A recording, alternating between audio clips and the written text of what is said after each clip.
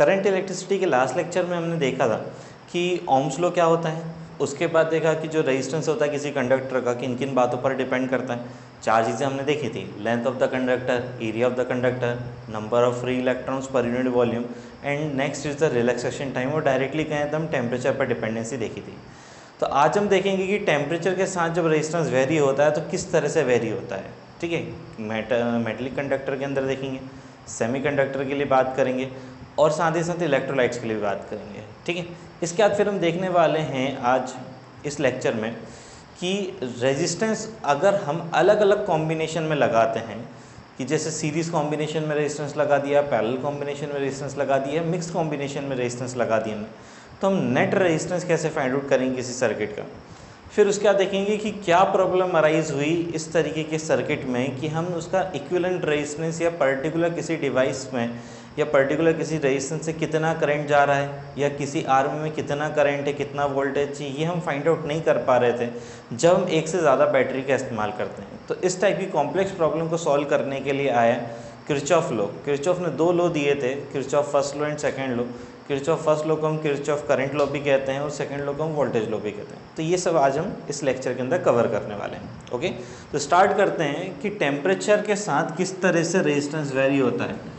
तो हमें पता है कि किसी मेटेलिक कंडक्टर का जो रेजिस्टेंस है वो टेम्परेचर के साथ इंक्रीज़ होता है। टेम्परेचर बढ़ाते हैं, रेजिस्टेंस क्या हो जाएगा, इंक्रीज़ हो जाएगा।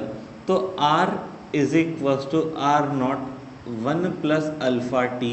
This is the relation between resistance at any temperature T and resistance at 0 degree centigrade. ठीक है, 0 डिग्री सेंटीग्रेड पर जो रेजिस्टेंस है वो R नॉट हो जाएगा। तो यहाँ पर हम लिख लेते हैं कि इसको क्या कह रहे हैं, R T is equal to resistance of conductor at T degree centigrade.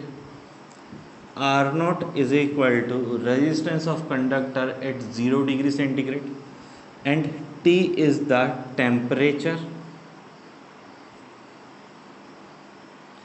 And alpha is known as thermal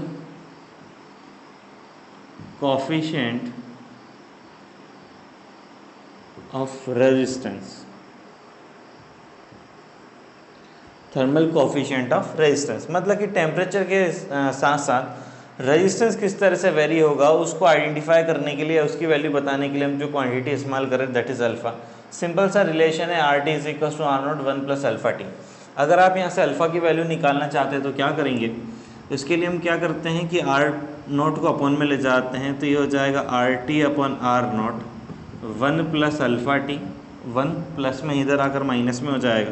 तो ये आर टी माइनस पहले अपॉन में R naught minus 1 is equal to alpha T हो जाएगा। एलसीएम ले लेते हैं इधर, तो ये हो जाएगा R T minus R naught upon में R naught is equal to alpha T.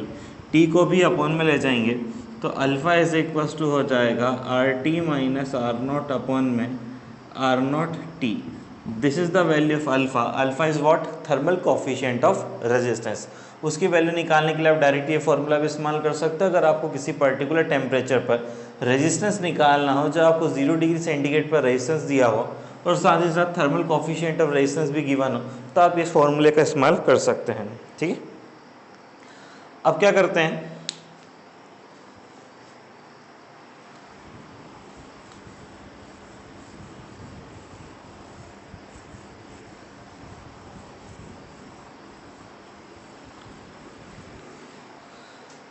Resistance को सेमीकंडक्टर पर क्या इफेक्ट पड़ेगा टेम्परेचर का वो देखते हैं। देखो, सेमीकंडक्टर एक ऐसा डिवाइस होता है जो आधा कंडक्टर है। ठीक है, मतलब क्या, किसी स्पेशल कंडीशन में तो वो रेजिस्टेंस की कंडक्टर की तरह बिहेव कर रहा है, अदरवाइज वो इंसुलेटर की तरह बिहेव कर रहा है। तो सेमीकंडक्टर का जब हम टेम्परेचर इंक्रीज करते हैं तो उसके अंदर कंडक्टिंग प्रॉपर्टी आ जाती है। मतलब कि as we increase the temperature of semiconductor its conductivity increases, वो सब्सटेंस जो है कंडक्टर बनता चला जाता है। ठीक है, सिमिलर कंडीशन इलेक्ट्रोलाइट के साथ होती है। क्यों होती है इलेक्ट्रोलाइट के साथ, ये सेमीकंडक्टर के साथ कंडक्टर क्यों बनता चला जाएगा, इसको हम एक नया chapter that is semiconductor in electronic devices उसके अंदर देखेंगे। अब इलेक्ट्रोलाइट के अंदर आप लोगों ने पढ़ा होगा कि जो इलेक्ट्रिक कंडक्टिविटी होती है या मोबिलिटी जो होती है चार्ज की, चार्ज जो एक पॉइंट से दूसरे पॉइंट तक जाता है, it is because of mobility of ions. ठीक है। कंडक्टर के अंदर यही जो चार्ज को कैरी करने का काम है वो इलेक्ट्रॉन्स ले जाते हैं एक पॉइंट से दूसरे पॉइंट तक।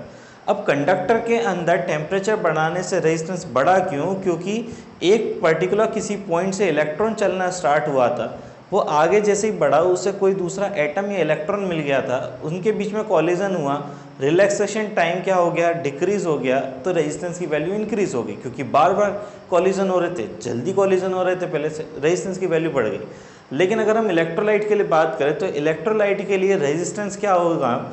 मोबिलिटी ऑफ आयंस की वजह से यहाँ पर चार्ज कैरी होकर जा रहा है, तो चार्ज की वैल्यू क्या हो रही है यहाँ पर, या चार्ज की मोबिलिटी क्या हो रही है? टेम्परेचर बढ़ाने से बढ़ रही, क्योंकि आयंस के पास ज़्यादा एनर्जी आ गई पहले से एक पॉइंट से दूसरे पॉइंट तक मूव करने के लिए, या हम कहें उनकी रैंडम डायरेक्शन में जो मूवमेंट है या किसी पर्टिकुलर डायरेक्शन में जो मूवमेंट है वो इंक्रीज हो गया है on increasing the temperature. Therefore in the electrolytic solution on increasing the temperature resistance decreases। Similarly अगर हम बात करें सेमीकंडक्टर के अंदर भी तो on increasing the temperature resistance also decreases। Resistance यहाँ पर भी क्या हो जाएगा? डिक्रीज हो जाएगा। But in metallic conductor on increasing the temperature resistance increases. Resistance क्या हो जाएगा? यहाँ पर इंक्रीज होगा। ठीक है, अब हम कुछ कॉम्बिनेशन देखेंगे रेजिस्टेंस के, किस किस तरह से कॉम्बिनेशन बनाए जा सकते हैं। तो सबसे पहला जो कॉम्बिनेशन हमें देखना है, सीरीज कॉम्बिनेशन ऑफ रेजिस्टेंस।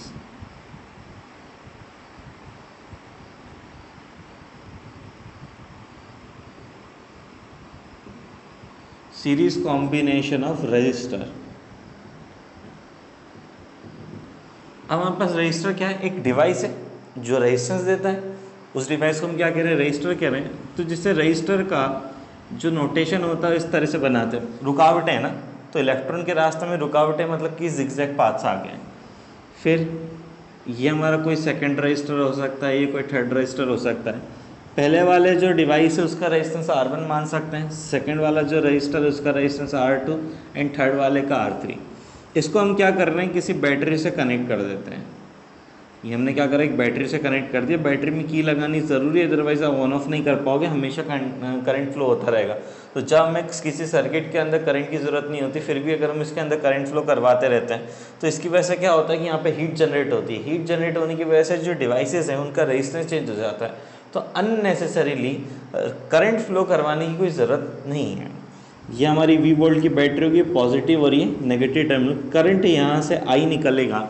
अगर I करंट यहाँ से निकलेगा तो तीनों जो डिवाइसेस हैं R1, R2, R3 same current flow होते हुए यहाँ से वापस आ जाएगा। तो बैटरी से जितना करंट निकला उतना ही यहाँ पर पहुँच गया। और हर एक डिवाइस के पास जो करंट जा रहा है वो अगेन I जा रहा है, इसके पास भी I जाएगा और थर्ड वाले के पास भी I ही जाएगा। बट ध्यान रखें कि यहाँ पर क्या हो रहा है? पोटेंशियल ड्रॉप हो रहा है इस बैटरी की वजह से, दैट इज़ ऑफ V। कितना ड्रॉप हो रहा है? V। तो V हो तो नहीं सकता कि एकदम से ड्रॉप हो जाए, कुछ यहाँ पर ड्रॉप हुआ होगा, कुछ यहाँ पर हुआ होगा और कुछ यहाँ पर हुआ है। तो सपोज फर्स्ट डिवाइस के पास जो पोटेंशियल ड्रॉप हुआ है वो V1 है, सेकंड के पास V2 है एंड थर्ड के पास जो है वो V3 है। ठीक है, इस तरह से टोटल पोटेंशियल ड्रॉप हुआ है। ओम्स लॉ लगाते हैं हम। इस पूरे जो डिवाइस है, ये पूरे जो कॉम्बिनेशन है, उन्होंने उसका रेजिस्टेंस मान लिया है RS। RS is the resistance in the series combination of 3 resistor. 3 resistor जो है हमारे पास, उनका जो सीरीज कॉम्बिनेशन में रेजिस्टेंस आएगा दैट इज कॉल्ड RS। तो RS इज इक्वल्स टू, या फिर हम कहें V is equals to IR होता है। तो हमने यहाँ पे क्या लिख लिया? V is equals to RS into I। कहीं पे भी आगे पीछे लिख सकते हैं, where V is the potential of the battery and I is the current flowing through this battery. ठीक है,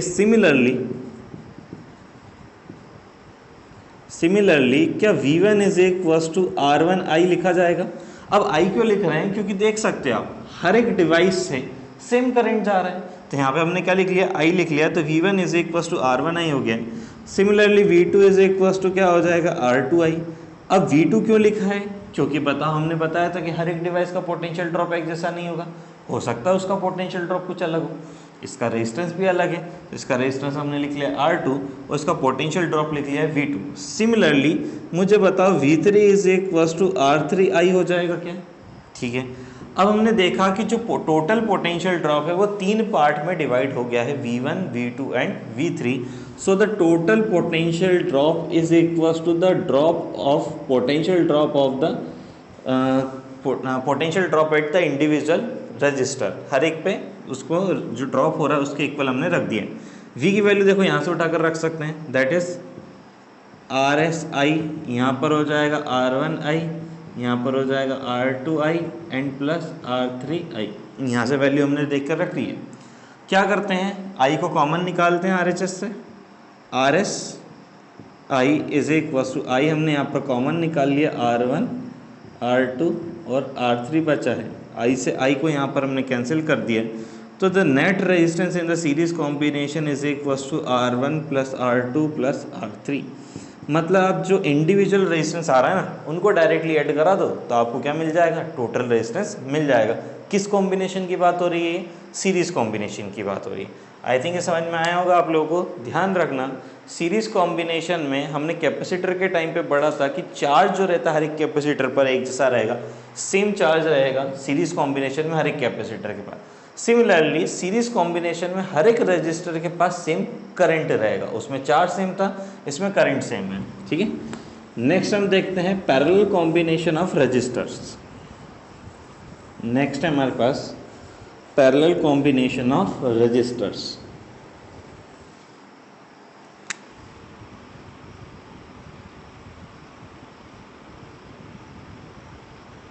पैरेलल कॉम्बिनेशन ऑफ रजिस्टर्स। तो पैरेलल कॉम्बिनेशन कैसे बनाते हैं, जैसे हमारे पास ये कोई पहला डिवाइस है, पहला रजिस्टर है, ये दूसरा रजिस्टर है, ये थर्ड रजिस्टर है। तीनों के जो फर्स्ट टर्मिनल है वो किसी एक पर्टिकुलर पॉइंट पर ज्वाइंट होंगे, तीनों के जो सेकंड टर्मिनल है वो किसी एक पर्टिकुलर पॉइंट पर जाकर ज्वाइंट हो जाते हैं, और इसे हम एक बैटरी से कनेक्ट कर देते हैं। और बैटरी के बीच में याद है आप लोग को हमने कोई की लगाई थी, ये पॉजिटिव है, ये नेगेटिव, ये V वोल्ट का पोटेंशियल ड्रॉप है, यहाँ पर हो जाएगा I करंट फ्लो होता हुआ। अब आप देख सकते हैं इस पर्टिकुलर A पॉइंट पर जाकर करंट कंफ्यूज हो जाएगा, या फिर यूँ कहें तीन पार्ट में बढ़ जाएगा, क्योंकि I करंट आ रहा तो उसको दिखेगा कितने रास्ते, तीन रास्ते। तो हो सकता है फर्स्ट पास से I1 करंट जाए, यहाँ से I2 और यहाँ से I3 करंट जाता है। मान लो कि पहले डिवाइस का रजिस्टर R1 है, सेकेंड डिवाइस का R2 है एंड थर्ड डिवाइस का R3। ये तीनों करंट मतलब R1 डिवाइस से कितना करंट जाएगा, I1, R2 वाले डिवाइस से कितना करंट जाएगा, I2 एंड R3 वाले डिवाइस से करंट जाएगा I3।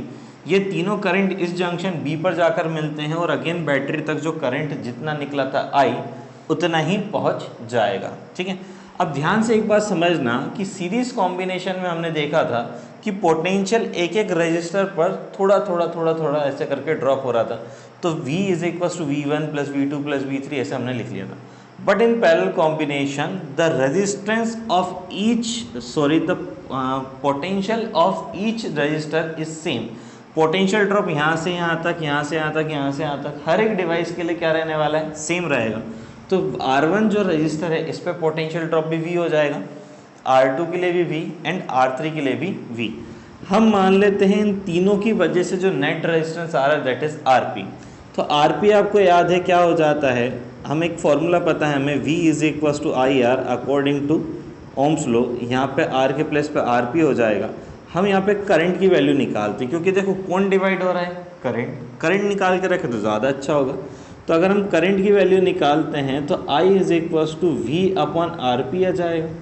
ठीक है, सिमिलरली हम क्या निकाल सकते हैं, पहले वाले पे कितना करंट फ्लो हो रहा है that is I1 is equal to V upon R1 आ जाएगा। क्यों, क्योंकि ये तो है पोटेंशियल ड्रॉप पहले वाले रजिस्टर से और ये है पहले वाले रजिस्टर का रेजिस्टेंस। सिमिलरली I2 है दूसरे वाले डिवाइस या दूसरे वाले रजिस्टेंस से कितना करंट फ्लो हो रहा है, which is equal to V upon R2 and similarly I3 is equal to V upon R3 हो जाएगा। अब आपको पता है यहाँ से करंट निकला था I, जो तीन पार्ट में क्या हो चुका है, डिवाइड। तो इसी तरीके से अगर हम टोटल करंट की बात करें I which is equal to I1 plus I2 plus I3 हो जाएगा। I के प्लेस पे यहाँ पर देख सकते हैं आप क्या रख सकते हैं, V upon RP।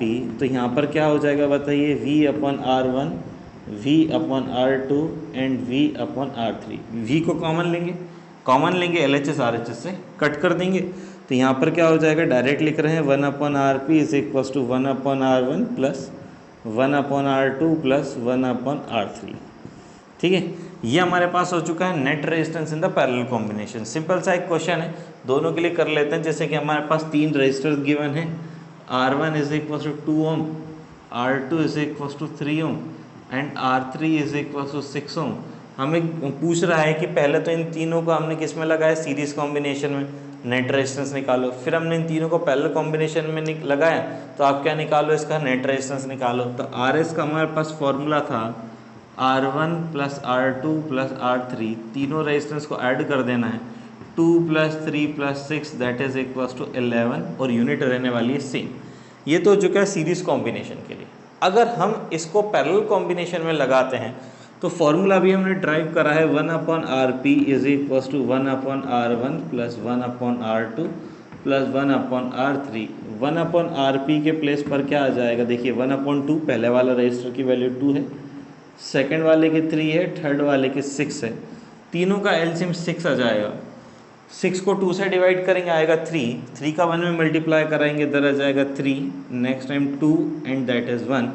3 + 2 + 1 is equal to 6/6, तो 1/RP इज इक्वल टू 1। तो RP हम रेसिप्रोकल की वैल्यू भी निकालेंगे तब भी क्या आ जाएगा 1, और यूनिट तो सेम ही रहेगी ओम। अब आप देख सकते हो कि सीरीज कॉम्बिनेशन में जब आपने 3 रेजिस्टेंस को लगाया तो नेट रेजिस्टेंस बड़ा है। ध्यान रखना, जब भी आप किसी एक से ज़्यादा रजिस्टर्स का कॉम्बिनेशन इस्तेमाल करते हो सीरीज कॉम्बिनेशन में, then the value of net resistance will always increases. Net resistance की वैल्यू हमेशा इंक्रीज होगी। लेकिन अगर हम क्या करेंगे, पैरेलल कॉम्बिनेशन में इस्तेमाल करते हैं रजिस्टर को, तो नेट रेजिस्टेंस की वैल्यू डिक्रीज होती है। ध्यान रखें, सीरीज कॉम्बिनेशन में जो नेट रेजिस्टेंस आ रहा है वो सबसे ज़्यादा वाला जो रजिस्टर होगा उससे भी बड़ी वैल्यू आएगी। जब पैरेलल कॉम्बिनेशन में नेट रेजिस्टेंस निकालेंगे तो so the net resistance will be smaller than the least register, smaller than the least register की जो रेजिस्टेंस होगा उससे भी छोटी आने वाली। क्योंकि यहाँ पर देख सकते हो 2, 3, 6 3 रजिस्टर थे, इनमें से जो सबसे छोटा है दैट इज़ 2 ओम, उससे भी कम वैल्यू आई पैरेलल कॉम्बिनेशन में। हमेशा होगा आपके साथ, सीरीज कॉम्बिनेशन में हमेशा रेजिस्टेंस बढ़ेगा और पैरेलल कॉम्बिनेशन में हमेशा रेजिस्टेंस डिक्रीज होगा। इसके बाद देखते हैं हम कि अगर मिक्स्ड कॉम्बिनेशन आ जाए हमारे पास तो किस तरह से सॉल्व करेंगे। बस हमें आइडेंटिफाई करना आना चाहिए कि सीरीज़ कहाँ पर होगा, पैरेलल कहाँ पर होगा। एक एक करके सीरीज़ पैरेलल लगाकर हम इसको सॉल्व करेंगे।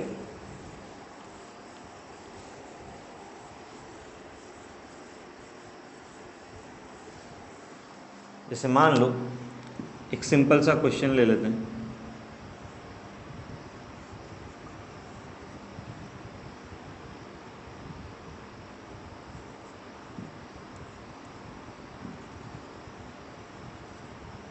इस तरह से हमने क्या लगा दिए हैं यहाँ पर, ये 5 ओम का है, ये भी 5 ओम का है, ये 10 ओम का हो चुका है और ये हमने 20 ओम का लगा दिया है। ठीक है, ये कोई पॉइंट है ए, ये कोई पॉइंट है बी। हमसे बोला गया है कि find the net resistance between A and B, A और बी के बीच में आपको नेट रेजिस्टेंस की वैल्यू निकालनी।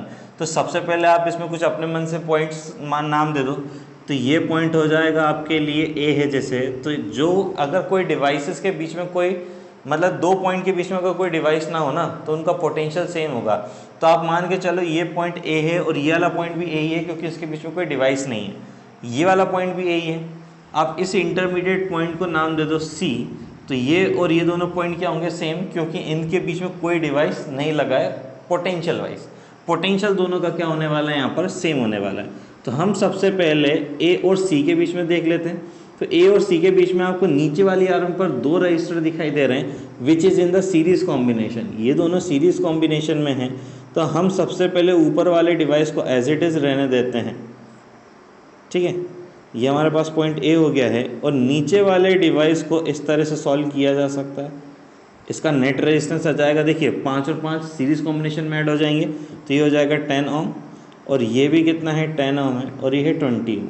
आप देख सकते हो ए और सी के बीच में 2 रजिस्टर लगे हुए हैं, दोनों का जो रजिस्टर है वो 10 ओम है 10 ओम, दोनों पैरेलल में लगे हैं। कैसे पता करा कि जो पहला वाला रजिस्टर है ना उसका देखा हमने पोटेंशियल ए और सी के बीच के बराबर है, मतलब जो रजिस्टर ए और सी के बीच में होगा पोटेंशियल वही इसके लिए भी है। ठीक है। नेक्स्ट हम बात करते हैं कि जो सेकंड वाला डिवाइस है हमारे पास, सेकंड वाला जो रजिस्टर है उसका जो रेजिस्टेंस होगा उतना ही होगा जितना पहले वाले डिवाइस का हो रहा है। मतलब दोनों के लिए पोटेंशियल की वैल्यू क्या आ रही है, सेम। मतलब ये दोनों किस में है, पैरेलल कॉम्बिनेशन में। याद करो जब मैंने आपको पैरेलल कॉम्बिनेशन बताया था तो उसमें बताया था कि पोटेंशियल की वैल्यू क्या होगी, सेम। पहचानने का तरीका है, पोटेंशियल अगर दो डिवाइसेस के बीच का सेम है then these devices are in the parallel combination. अगर पोटेंशियल चेंज हो रहा है, ड्रॉप हो रहा है, तो वो सीरीज में। पोटेंशियल अगर सेम है तो मतलब वो पैरेलल में। करंट अगर सेम है तो वो सीरीज में। पहचानने का तरीका, current same series, potential same parallel. ठीक है, तो यहाँ पर ये दोनों किस में, पैरेलल में। पैरेलल कॉम्बिनेशन लगाएंगे तो इन दोनों का क्या हो जाएगा, 1/r is equal to 1/10 plus 1/10। याद है आपको 1/10 2/10 हो जाएगा, 2/10 इज इक्वल टू 1/5, ये 1/r की वैल्यू है। पलटी करा देंगे तो r इज इक्वल टू 5 आ जाएगा। मतलब कि इन दोनों के कॉम्बिनेशन से जो नेट रेजिस्टेंस आ रहा है वो कितना आ रहा है, 5 ओम। हमने अगेन ए पॉइंट बनाया, ये सी पॉइंट है, ये ए पॉइंट है हमारे पास, and this is point B. आप देख सकते हो यहाँ पर जो आ रहा है 5 ओम आ रहा है, यहाँ पर 20 ओम ऑलरेडी प्रेजेंट था। दोनों आप देख सकते हो सिंगल लाइन में दिखाई दे रहे हैं और पोटेंशियल की वैल्यू सेम नहीं होगी। हाँ, यहाँ से आप जो करंट पास कराओगे वो करंट एक जैसा होगा यहाँ पर। It means the device whose resistance is 5 ohm and whose resistance is 20 ohm, these two devices are in the series combination. दोनों सीरीज कॉम्बिनेशन में है। तो सीरीज कॉम्बिनेशन में हम नेट रेजिस्टेंस जो निकालते हैं वो किस तरह से निकालते हैं, डायरेक्टली ऐड करके। So that is equals to 25 newton, sorry newton नहीं, ओम हो जाएगा। तो net resistance will be equal to 25 ohm of this device. इस डिवाइस का जो नेट रेजिस्टेंस है वो कितना हो जाएगा, 25 ओम। तो इस तरह से हमने मिक्स कॉम्बिनेशन को सॉल्व कर लिया। चाहे तो आप यहाँ पर कोई बैटरी लगा सकते थे, यहाँ से कुछ करंट निकाल सकते थे, इसकी वैल्यू दे सकते थे जैसे कि 100 वोल्ट है, तो बताओ यहाँ से कितना करंट जाएगा। इस डिवाइस हर एक डिवाइस से आपको क्या निकालना, करंट निकालना, पोटेंशियल निकालना, अलग अलग वैल्यूज़ निकालनी, बड़े आसानी से सॉल्व कर सकते हो अगर आपके पास सिंगल बैटरी है यहाँ पर तो। लेकिन क्या करा कि किसी शरारती तत्व ने यहाँ पर एक बैटरी और लगा दी। अब एक बैटरी और लगा दी तो अब हमें नहीं पता कि करंट एक्चुअली में कहाँ से कहाँ फ्लो हो रहा है, किस डायरेक्शन से कहाँ जा रहा है, किस डिवाइसेस के पास कितना करंट है, कौन सीरीज में कौन पैरेलल में। तो डायरेक्टली ऐसे सर्किट को जिसमें एक से ज़्यादा बैटरी लगी हों, ऐसे सर्किट को हम कॉम्प्लेक्स सर्किट की कैटेगरी के अंदर रख रहे हैं। और इन कॉम्प्लेक्स सर्किट को, ये जो हमने सीरीज और पैरेलल कॉम्बिनेशन का कॉन्सेप्ट देखा था, उससे सॉल्व करना आसान काम नहीं है, या उससे सॉल्व बहुत ही मुश्किल से होते हैं। तो इस प्रॉब्लम का सॉल्यूशन निकालने के लिए किरचॉफ ने दो लॉ दिए, that are known as Kirchhoff law. और किरचॉफ का ने फर्स्ट लॉ जो दिया that is known as Kirchhoff current law, और सेकंड लॉ जो है वो कहलाता है किरचॉफ वोल्टेज लॉ। चलिए वन बाय वन समझ लेते हैं कि अगर हमारे पास कोई कॉम्प्लेक्स डिवाइस हो तो उसके लिए हम किस तरीके से नेट रेजिस्टेंस या हर एक डिवाइस से जो रेजिस्टेंस पोटेंशियल करंट है वो किस तरह से फाइंड आउट करेंगे। ठीक है, तो सबसे पहले हम देखते हैं किरचॉफ करंट लॉ, इसका एब्रिवेटेड फॉर्म KCL है, तो हम KCL देखते हैं, किरचॉफ करंट लॉ। किरचॉफ ने ये ऑब्जर्व किया कि हमारे पास जैसे कोई एक जंक्शन है, जंक्शन मतलब क्या हो जाएगा, जहाँ पर एक से ज़्यादा कनेक्शन हो। जैसे मान लो एक सिंगल वायर जा रहा है, एक सिंगल वायर में क्या कनेक्शन है, जितना आया उतना गए।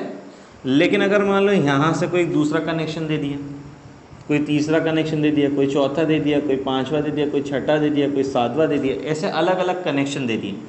हो सकता है किसी कनेक्शन से क्या हो रहा हो, करंट आ रहा हो, जैसे यहाँ से I1 आ रहा है, यहाँ से I2 आ रहा है, यहाँ से I3 आ रहा है, ये I4 आ रहा है। मान लो यहाँ से I5 चला गया, कुछ अलग वैल्यू हो सकती है।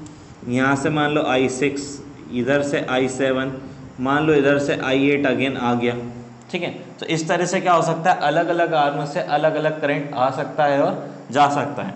तो किरचॉफ ने ऑब्जर्व करा कि इस जंक्शन पर, जंक्शन मतलब क्या हुआ, जहाँ पर एक से ज़्यादा कनेक्शन आकर मिल रहे हों उसे हम जंक्शन की बात करें, तो इस पर्टिकुलर जंक्शन पर नेट करंट की वैल्यू क्या है, 0। मतलब कि जो करंट आ रहा है उतना ही करंट जा रहा है, यहाँ पर स्टोर नहीं होगा, रुकेगा नहीं या लॉस नहीं हो रहा है, क्योंकि आइडियल कंडीशन मानी हुई है।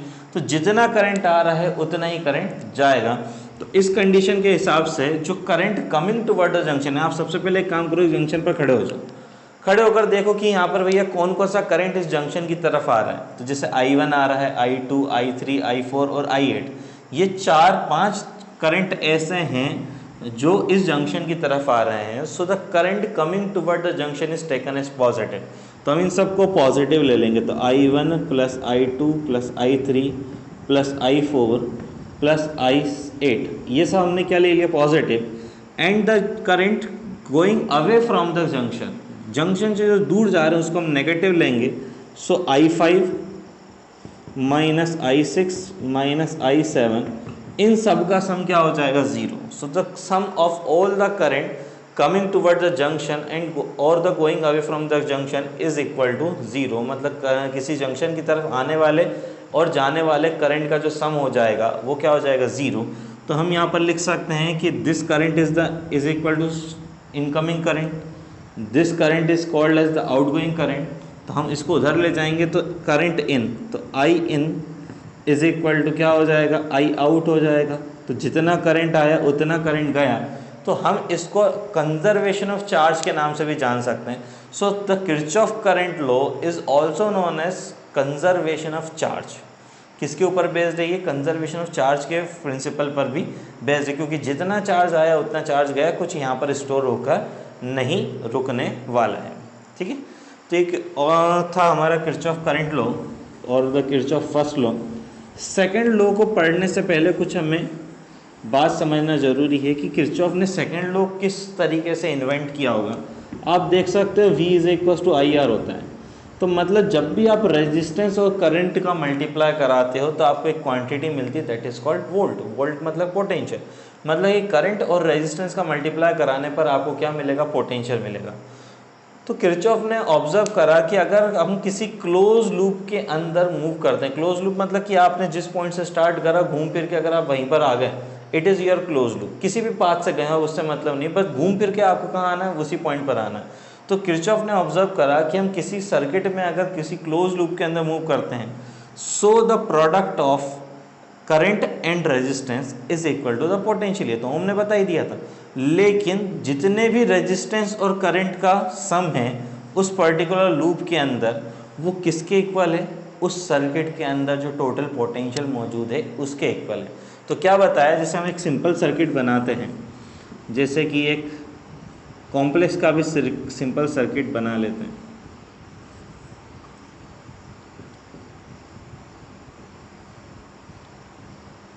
जैसे यहाँ पर हमने एक बैटरी और लगा दी, तो यहाँ पर जो इसका EMF है वो E1 मान लो, इसका EMF E2 मान लेंगे। Resistance R1, resistance R2, resistance R3 point suppose कर लेते हैं। So this point is A, it is B, C, D, E and F, ये सभी पॉइंट हो गए। तो एक बात ध्यान रखना कि करंट हमेशा किसी बैटरी के पॉजिटिव टर्मिनल से ही निकलेगा। तो यहाँ से जो करंट निकला वो I1 है, पहली बैटरी से मान लिया। दूसरी से कितना करंट निकला? दूसरी बैटरी से I2, पॉजिटिव से ही निकलता है, और जितना आया उतना गया। तो आप यहाँ के जंक्शन पर खड़े होकर देखें, तो सबसे पहले हम किरचॉफ का करंट लॉ देख लेते हैं। इस जंक्शन पर करंट खड़े होकर देखेंगे तो देखो यहाँ से मूव करता हुआ I1 करंट आया, यहाँ से मूव करता हुआ I2 करंट आया, दोनों इस जंक्शन पर मिले और I1 प्लस I2 करंट यहाँ से फ्लो होता हुआ आगे चला गया। क्योंकि देखो यहाँ पर जंक्शन पर खड़े होंगे तो जो करंट आ रहा है वही करंट जा रहा है, तो I1 और I2 आ रहे हैं, तो जाने वाला करंट भी I1 प्लस I2 ही होना चाहिए, क्योंकि जितना आया उतना गया। ये तो बात होगी किसके रिगार्डिंग? किरचॉफ के करंट लॉ या फर्स्ट लॉ के रिगार्डिंग। अब सेकंड लॉ के लिए मैंने आपको बताई थी कुछ साइन कन्वेंशन है, कुछ बातें हैं, वो क्या क्या है। फर्स्ट साइन कन्वेंशन ये है, अगर आप क्लोज लूप में जैसे कि किसी पर्टिकुलर पॉइंट से दूसरे पॉइंट तक जा रहे हैं तो आपको इसमें मूव करना होगा। जैसे कि A, B, C, D, A, ये आपने एक पाथ चूज़ कर लिया। आप चाहें तो उल्टा भी चूज़ कर सकते हैं, A, D, C, B, A, ये पाथ भी चूज़ कर सकते हैं। आप फ्री है चूज़ करने के लिए कौन सा पाथ आपको चूज़ करना है। तो हम क्या करते हैं कि इसको सिलेक्ट कर लिया कि A, B, C, D, A इस पाथ से हमें जाना है। तो अगर आप करंट की डायरेक्शन में मूव कर रहे हो तो करंट और रेजिस्टेंस का जो मल्टीप्लिकेशन होगा वो पॉजिटिव लेना है, क्योंकि आपको इसमें क्या रखना है, एक साइड IR रखना है और एक साइड V की वैल्यू रखनी है। तो करंट और रेजिस्टेंस का जो मल्टीप्लिकेशन होगा वो यहाँ पर पॉजिटिव होगा if you are moving in the direction of current. और यहीं अगर इसका उल्टा हो जाए, अगर आप अपोजिट टू द करंट जा रहे हैं तो इन दोनों का जो मल्टीप्लिकेशन होगा वो नेगेटिव हो जाएगा। अब बात करते हैं बैटरी की। जैसे कि आप क्या कर रहे हैं, ए से बी की तरफ जा रहे हैं, तो आपने क्या करा, बैटरी के नेगेटिव टर्मिनल से जंप करा पॉजिटिव की तरफ, क्योंकि बीच में तो कुछ नहीं है, आपको कुछ नहीं दिख रहा है। जब कुछ नहीं दिख रहा है तो यहाँ पर आपको क्या करना पड़ेगा, जंप करना पड़ेगा। अगर आप एक इलेक्ट्रोड से दूसरे इलेक्ट्रोड की तरफ जंप कर रहे हो, तो जिस इलेक्ट्रोड की तरफ आप जंप करते हो पोटेंशियल भी उसी तरीके से रखना है। जैसे कि आपने अगर पॉजिटिव टर्मिनल की तरफ जंप करा तो ईएमएफ पॉजिटिव रखना है, और अगर जैसे घूमते घूमते आपने नेगेटिव टर्मिनल की तरफ जंप कर गए तो आपको ईएमएफ नेगेटिव रखना है। अब एक बार अप्लाई करके बता देते हैं इसको। A B C D A, इस क्लोज लूप के अंदर बात करते हैं। सबसे पहले ए से बी की तरफ जा रहे हैं, तो क्या हमें बैटरी दिखी? ए से बी की तरफ आ रहा है तो क्या हमें बैटरी दिखी? अच्छा, बैटरी के किस टर्मिनल की तरफ जंप करा हमने? पॉजिटिव वाले की तरफ, क्योंकि बड़ा वाला पॉजिटिव होता है। तो इस बैटरी का ईएमएफ कितना है? E1। So E1 will be positive. ठीक है, इधर इक्वल में देखते हैं।